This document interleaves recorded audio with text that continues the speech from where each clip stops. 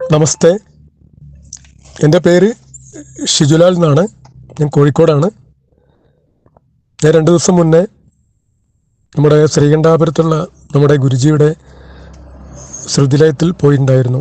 അപ്പോൾ അവിടെ പോയി ഗുരുജിയോടൊത്ത് ഒരു ദിവസം ചിലവഴിക്കാനും അതിൻ്റെ പിറ്റേ ദിവസം എനിക്ക് ചക്ര ഹീലിംഗ് പ്രാക്ടീസ് തന്നു ഗുരുജി. അതൊരു പ്രത്യേക അനുഭവമായിരുന്നു. എൻ്റെ ജീവിതത്തിൽ ഇതുവരെ ലഭിക്കാത്തൊരു സന്തോഷം, ഒരു ആത്മസംതൃപ്തി, എന്താ പറയുക, പറഞ്ഞറിയിക്കാൻ പറ്റാത്തൊരു അനുഭൂതിയായിരുന്നു എനിക്കത്. ഒരുപാട് മാനസിക പ്രയാസങ്ങളുള്ള ഒരാളാണ് ഞാൻ.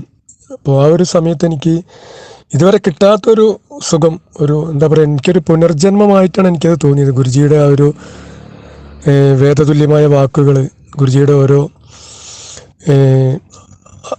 ഓരോ വിവരണങ്ങൾ, അതിന് പിറ്റേ ദിവസം എനിക്ക് കുണ്ടലിനി യോഗ മെഡിറ്റേഷൻ തന്നു. അതും ഒരുപാട് ഒരു വല്ലാത്തൊരു അനുഭൂതിയായിരുന്നു. ഒരു ആത്മനിർവൃതി, എന്താ പറയുക, മുറിവുകളിൽ തേൻ പുരട്ടുന്ന ഒരു പ്രതീതി എന്നൊക്കെ പറയാറില്ലേ. ഒത്തിരി എൻ്റെ ഒരു ഭാഗ്യമായിട്ടാണ്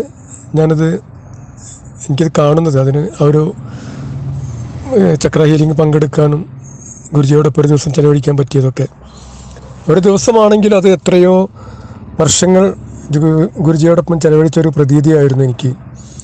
എന്താ ഞാൻ പറയാ, ഇതിനെക്കുറിച്ച് അത് വാക്കുകൾക്ക് അതീതമാണ്. കാരണം നമ്മൾ ഇപ്പോൾ ഏറ്റവും ഈശ്വരൻ്റെ അതിമനോഹരമായ 2 സൃഷ്ടിയാണ്, ഏറ്റവും വാല്യൂബിൾ ആയിട്ടുള്ള സൃഷ്ടിയാണ് വിലപിടിപ്പുള്ള സ്വർണം, അതുപോലെ ഡയമണ്ട്.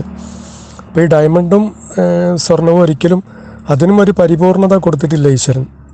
അതിന് കാരണം എന്താണെന്ന് വെച്ചാൽ അതിന് സുഗന്ധം കൊടുത്തിട്ടില്ല. അപ്പോൾ സ്വർണത്തിനും സുഗന്ധമില്ല, ഡയമണ്ടിനും സുഗന്ധമില്ല. എനിക്ക് പറയാനുള്ളത്, എനിക്ക് മറ്റൊന്നിനോട് ഉപമിക്കാനില്ല. ഈ സ്വർണത്തിനും ഡയമണ്ടിനും സുഗന്ധം വെച്ചാൽ എങ്ങനെ ഉണ്ടാവും, നമുക്കത് ചിന്തിക്കാനേ പറ്റില്ല, സങ്കല്പിക്കാനേ പറ്റില്ല. അങ്ങനെ ഒരു പ്രതീതിയായിരിക്കും എല്ലാവർക്കും എന്താ പറയുക, മെഡിറ്റേഷനിൽ കൂടെ കിട്ടുക എന്നാണ് എനിക്ക് തോന്നുന്നത്. എൻ്റെ ഒരു അനുഭവം വെച്ച് ഞാൻ പറയുകയാണ്. അത്രയും എന്താ പറയുക, ഈ ഭൂമിയിലുള്ള എല്ലാവരും ഈ ഒരു അനുഭവം അറിയണം.